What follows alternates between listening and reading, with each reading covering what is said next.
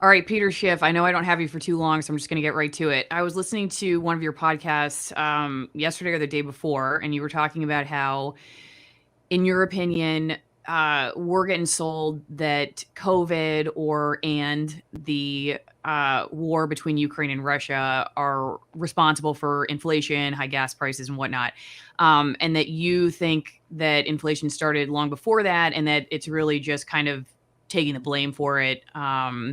And that's not necessarily the truth. So, could you expound on that a little bit? What you think brought us to where we are right now? Sure. Well, first of all, governments have always looked to shift the blame for inflation to other factors. This is nothing new. In fact, during the 1970s, people were blaming inflation on OPEC. They were blaming it on labor unions, or on greedy corporations. The government always likes to point fingers, but it never likes to look in the mirror and accept responsibility for inflation, because inflation is really created by government. In fact, that's why a lot of people refer to inflation as a tax. It's governments that impose taxes, and governments create inflation.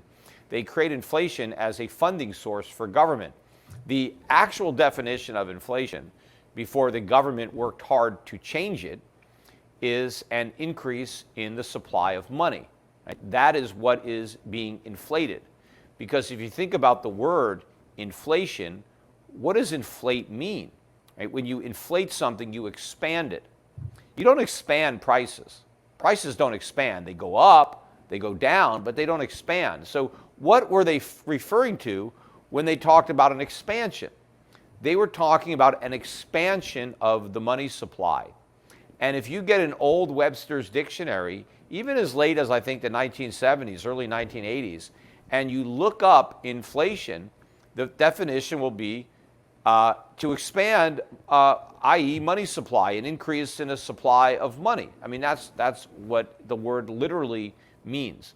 And look at what's happened to the money supply since COVID. It's just gone ballistic. They've printed all this money. It would be irrational to expect anything other than this big increase in prices. Because whenever you print money, the value of the money that's already in existence goes down, and now you need more money to buy stuff. Think about what happened when COVID started, right? The government told everybody to not go to work. Stay home, we can't spread COVID, so quit your job or temporarily go home. Whatever you were working to produce, whatever services you were providing, just stop doing that and stay home. Okay, so people aren't producing goods and services. Demand should have gone down, because obviously if we're making less stuff, we need to buy less stuff. But the government wanted everybody to go home, but they didn't want a recession. They didn't want people to stop spending money. So the government came up with a plan to just give everybody money. And in fact, a lot of people were sent more money while they were taking these vacations than what they actually earned when they still were working at their jobs. But the problem is the government can replace your wages by printing money, but they can't replace your productivity.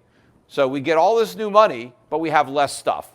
So prices are going up, and they're going way up because we have a lot more money. But the government's been creating inflation for a long time. I mean, they called it quantitative easing, but all quantitative easing is a euphemism for inflation. What's quantitative easing? You print money and you buy government bonds. Well, that's inflation. That's debt monetization. That's how you get inflation. And so we've had it all these years.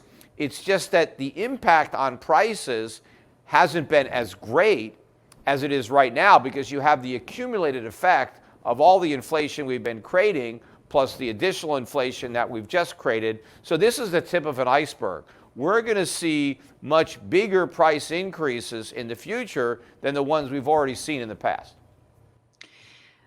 I know you're a big gold guy. What do you think about land as an investment? And I ask this because us personally, my family personally, but also a lot of the people who watch my channel are, I guess, what you would call sort of like back to landers. People have kind of left the city. And pre-COVID, the self-reliance, shorten the supply chain kind of folks who want to grow their own food and have a little bit more buffer, I guess, between themselves and a potential economic collapse. What do you think about people like us? Are we nuts? Are we going down with the ship too? What's your thought on a lot of the folks who have, especially even those who have like left during COVID? They're just the price of land now, obviously, in a lot of these rural places is up an insane amount. We're nervous about buying right now. And actually, there were a couple questions that came in from my locals community, which I'll go to about that too. So maybe you could work that in. Like, is it an absolutely terrible time to invest in land, invest in property? What do you think about that as a currency, I guess, or just as a buffer between oneself and potential economic collapse? Just curious your thoughts on that. Well, when you're in a high inflationary environment like the one that we're in, and the even higher inflationary environment that we will be in, you don't want to hold paper. You want to own real assets, because the government's not printing land, right? But they're printing money. So as money loses value, you need more and more of it to buy land. So you want to get out of paper and into real stuff. So in general, land is certainly better than just owning government bonds, but not all land is going to be the same. It depends on where it is, what it's used for. I mean, farmland could do really well, or land that has other resources that you might be able to harvest or mine. But also, I mean, if you can build property on the land, it depends on what type of property you're going to build. Of course, the cost of building and construction is also going to go way up. So some people may have land, but they won't be able to afford to build on it. But, depending on what's already built on the land, could add value to it. I mean, if you own land and there's a shopping center on it, it might not do that well as a shopping center when people are broke and no longer shopping. But, if it's more industrial or residential, it might have more value. And again, a lot of it depends on where it is. Land in one state could be different, or in one community. So there's a lot that goes into a particular parcel of land, where some land could end up doing really well, and other land not so well. But I prefer owning foreign assets. I mean, I like gold and silver as an alternative to the dollar, but I also like international stocks as an alternative to overpriced domestic stocks. Especially stocks that pay good dividends, that own real assets. There are a lot of companies that I own that own land. I own stock in companies that own real estate and collect rent, in foreign countries, countries that I think are, have sounder economies than the U.S., and where I think the land values in real terms will appreciate more. But in the meantime, I enjoy the rental income through the dividends that the stocks pay. So there's all sorts of ways to get out of paper into real stuff, and land can be one, but it may not be the best. Okay, since you were bringing up international stuff, I'm just going to go to a couple quick questions about that. Again, AllisonMorrow.locals.com. If you're watching this somewhere else, you can submit questions ahead of time for Peter, people like Peter. So we have one question: petrodollar, where is that going? US dollar or euro for long-term savings? And then someone else asked about, if OPEC moves off the petrodollar, what is the estimated increase in oil and gasoline prices to the US? I know those are kind of not totally the same, but kind of related. Yeah, I think that we are certainly pushing, let's say, Saudi Arabia and the rest of the Arab world, further towards China and away from the United States, particularly with the sanctions that we are leading the world with respect to Russia. I think the Saudis obviously know that they could be on the other end of those sanctions one day. They don't like that. Certainly the Chinese are worried that the same thing might happen to them. And so I think that they have a mutual problem that they may want to solve by having closer ties with one another and fewer ties with the U.S. and the U.S. dollar. And remember, the fact that oil is priced in dollars, that is a deal that was struck with Richard Nixon. Richard Nixon is the guy who took us off the gold standard. And he realized back then that if the dollar wasn't backed by gold, it needed to be backed by something. And so it ended up being backed by oil, because it was the currency that you could buy oil in. It was no longer the currency that you could redeem for gold, but you could redeem it for oil, because that's what it was priced in. And so I think it served its purpose. It really helped the U.S. dollar maintain, or the U.S. maintain the dollar as the reserve currency. But if we end up losing that, if the Saudis decide to price oil in another currency, whether it's the euro, the Chinese RMB or gold or something like that, that is going to knock a huge pillar out from under the dollar. And the dollar is already teetering on collapse, just based on other factors, our massive trade deficits and our current account deficits. So we were already headed, I think, for the dollar's losing that status and America losing that exorbitant privilege. But I do think that what's happening right now may hasten the demise of that status. And it has profound implications for the American way of life, because we're able to live a much higher standard of living because of our ability to issue the world's reserve currency. We're running trade deficits in excess of $1 trillion a year. So we're getting to consume more than $1 trillion a year worth of stuff that we didn't make.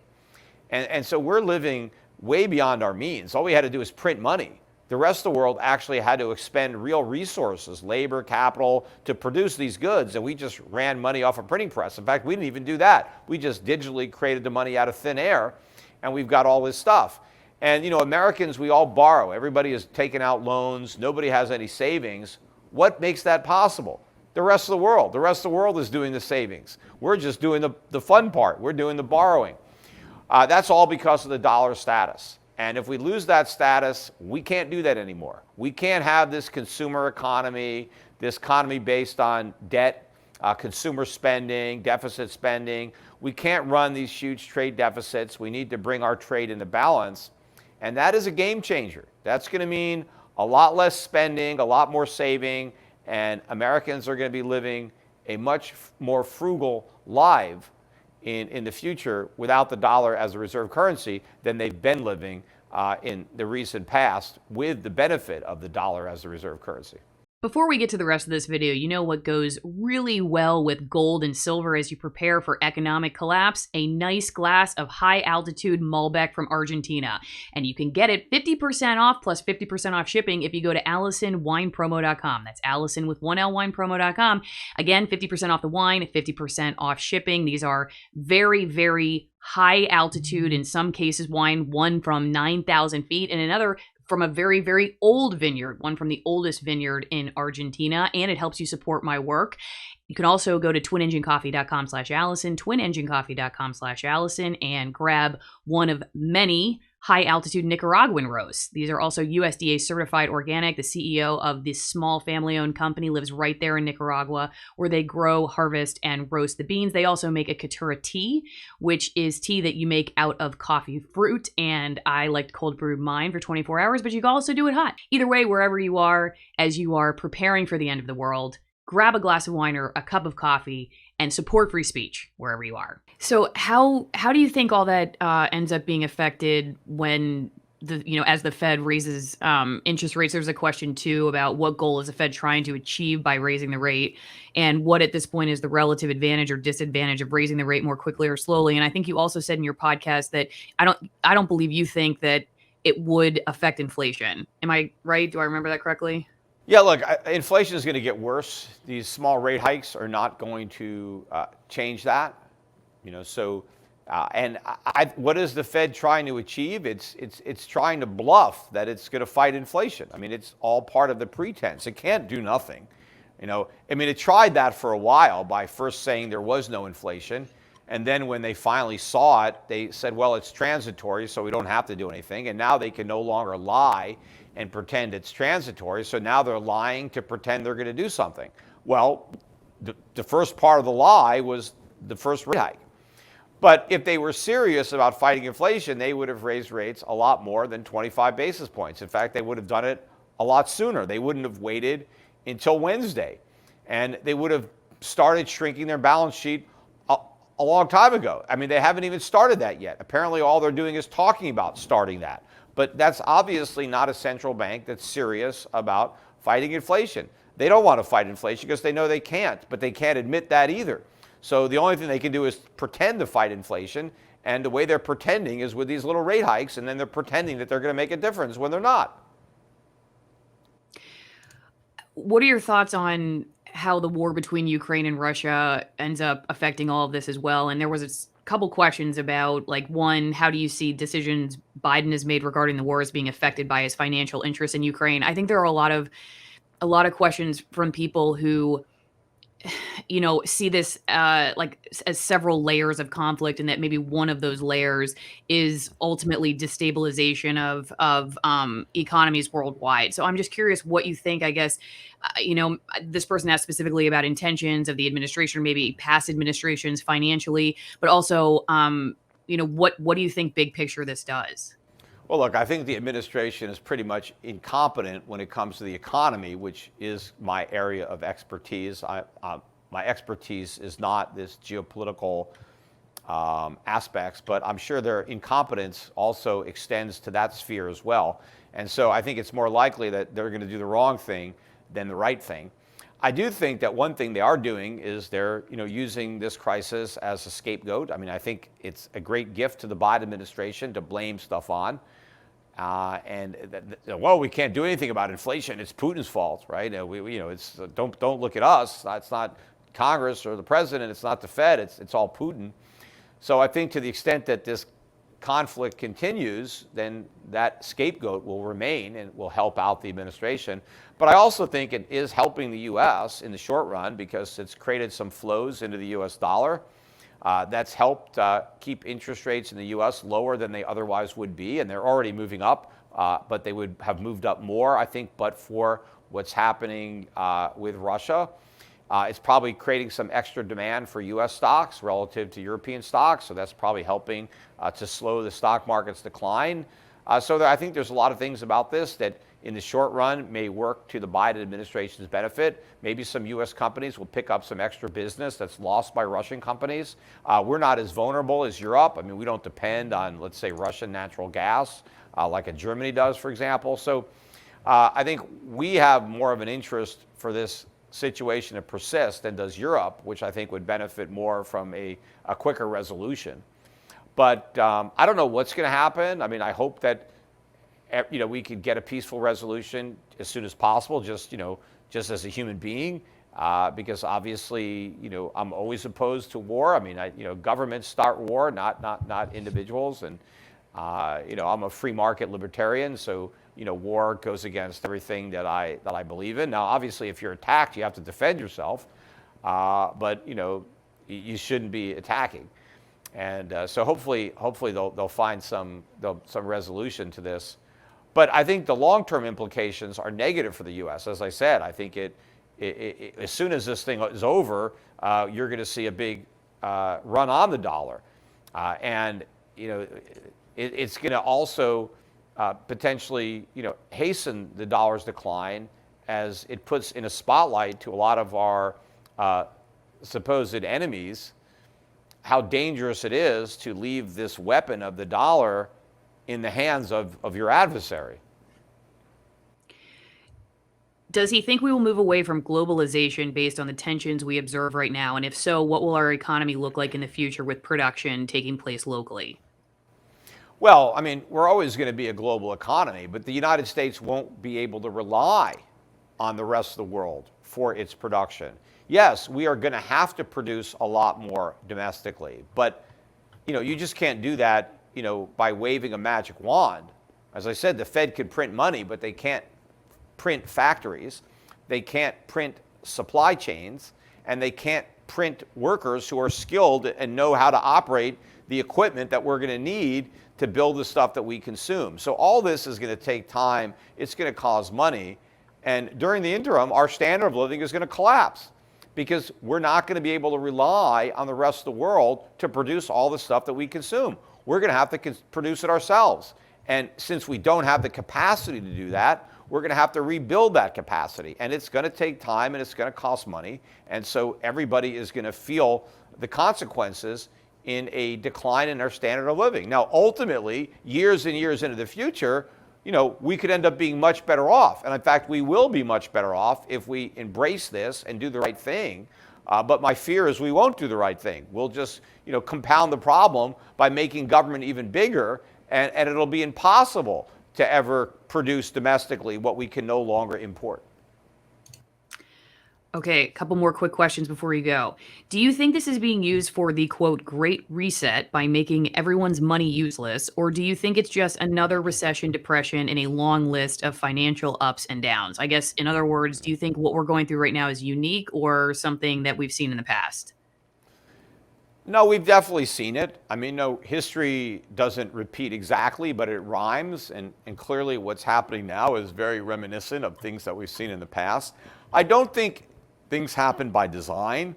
I think governments just pursue their own self interest, and their self interest is to kick the can down the road, to delay the consequences of any problem, and hope that it's somebody else's problem because it blows up after the next election. And so that's what we're continuing to do. I don't think they're destroying the currency on purpose. They're going to do it, but it's not their goal. Their goal is just to delay the collapse and try to, make things look as good as possible on their watch so they can continue to get reelected. But at some point, you run out of road. You can't kick the can anymore. And the question is, have we reached that point, or do we still have a little more road left to go? I am curious about that because I know you've been talking about this for a long time. Do you have a prediction on that? A year, 5 years? I don't know. I mean, it's already gone on, I think. And if you'd have had the conversation with me 10 years ago, 20 years ago, I mean, I didn't think we would have made it this far. I mean, I never put a specific time point on it, but it's certainly gone on for a lot longer than I thought. And so that means it could continue to go on for longer than I thought. But obviously, the problem is so much larger now than it was that it makes it harder for me to believe that we can continue to delay the day of reckoning, given how enormous it already is. And when you look at a lot of things that are happening, to me, these are signs that that day of reckoning is much closer. I was able to tell, I was forecasting the 2008 financial crisis for years and years, and I was talking about the housing bubble. And I didn't know when it was going to pop or when the crisis was going to begin. But when a lot of the stuff that I was predicting started to happen in 2007, I became pretty convinced that finally it was about to happen. And then it did in the summer of 2008. But I was talking about it in 2003, 2004, 2005. I just didn't know when it was going to happen. But I could see what was going on. I could see what the Fed was doing in the housing market and the problems that it was ultimately going to create for the financial sector when the bubble burst. I just saw it miles, before it happened. But then a lot of things started to happen in '07 that were like, aha, you see, I was right. But the rest of the world was still in denial. The Fed was still saying, oh, don't worry about it. It's all contained, because they did not know what was happening. It's like they didn't even know there was a bubble. That's why they didn't see the pin. But I did. And so what's been happening recently reminds me of what was happening in '07, to the degree that it just confirms a lot of what I've been saying would happen. And so I think the ultimate crash, that is the consequence of what I've been saying would happen, is much closer at hand. This one a little bit more personal, I think. Robert Barnes mentioned that he is Irwin's son, which I believe is the case, right? Yes. Okay. I didn't know that, but if that's indeed the case, how did all of Irwin's troubles with the U.S. government impact your own belief system? And then also the second follow-up question is, I'm not even sure if I know how to say this word, Petro-yuan? Petro-yuan. Well, yuan. Yeah, I Petro-yuan. guess. Yeah, well, that's the idea that the Arabs, instead of pricing oil in dollars, price it in the Chinese yuan, which could very easily happen, gotcha. right? And we talked about that earlier, and that would be good for China and bad for the U.S. Right. But So getting back to my father, my father helped shape my opinions early on as a child, just by teaching me about capitalism and the U.S. Constitution, and so my understanding of the free markets and a lot of the basic principles that the nation was founded on came from my father. Whether or not I would have ultimately, come to these conclusions on my own, absent my father, there's no way to know. But my father, from an early age, put me on the right path. As far as his experiences with government are concerned, and what happened with him with his crusade against the income tax, that did solidify my belief of the U.S. government being very corrupt and the court system being very corrupt. Because I didn't regard my father as a criminal. He was fighting for a principle, and he very much believed in the principle he was fighting for.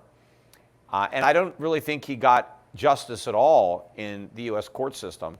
I think the trials were rigged, and the goal of the trials, in quotes, was an orchestrated conviction, that he never had a fair day in court, that the system was rigged against him from the beginning because the government had too much to lose to allow my father to win. And so I don't think he, was able to have his arguments, fully heard. He had a lot of very good constitutional and legal arguments in opposition to the way the government was collecting the income tax.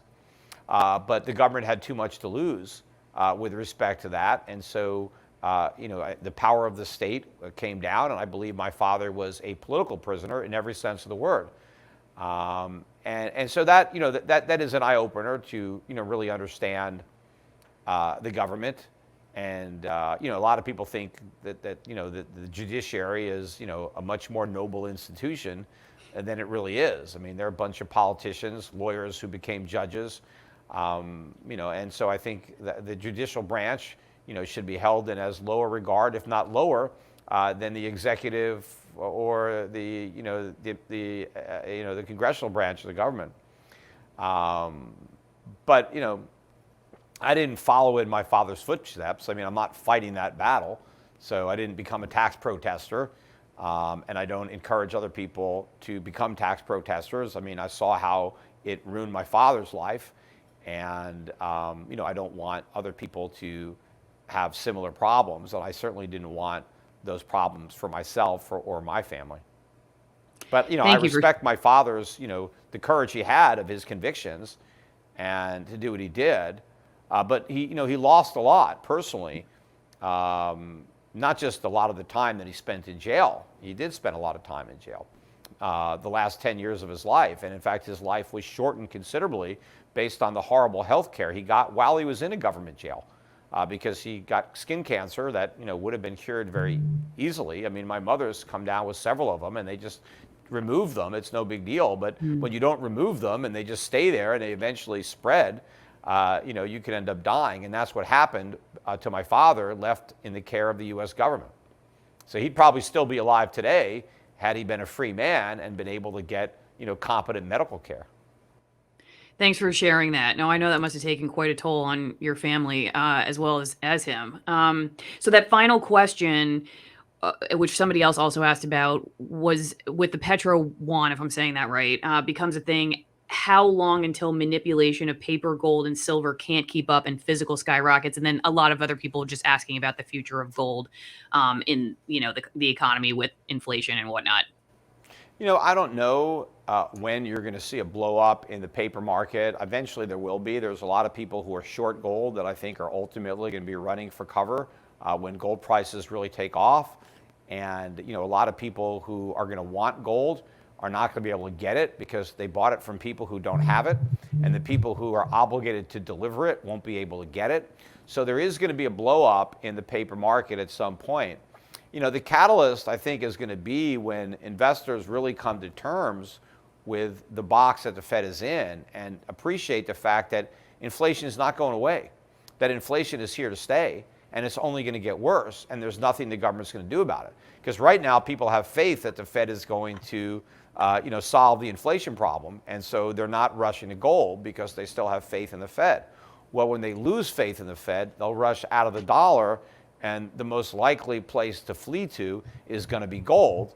And once it starts to go up, in a big way, it's going to go way up. And yeah, you're going to see a lot of problems in the derivative markets when that happens.